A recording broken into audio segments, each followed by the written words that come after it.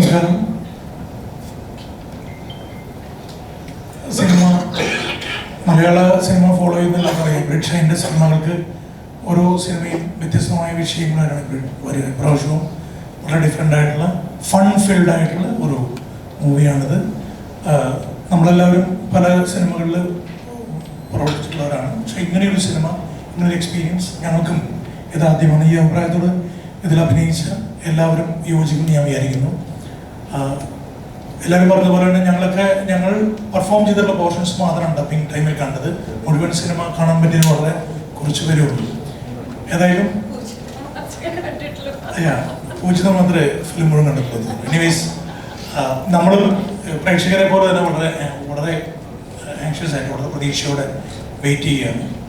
എന്തായാലും ബ്രിഡ്ഷൈൻ ഇപ്പോഴും വളരെ വ്യത്യസ്തമായിട്ട് വിഷയങ്ങൾ തിരഞ്ഞെടുക്കുകയും അതിനെ വളരെ വ്യത്യസ്തമായിട്ട് എക്സിക്യൂട്ട് ചെയ്യുകയും ചെയ്യണം. ആ നിലയ്ക്ക് ആണ് ബ്രിഡ്ഷൈൻ്റെ സിനിമകൾ കാണാൻ വരുന്ന പ്രേക്ഷകരും അത്തരത്തിൽ വ്യത്യസ്തതയാണ് പ്രതീക്ഷിക്കുകയാണെന്ന് ഞാൻ മനസ്സിലാക്കുന്നത്.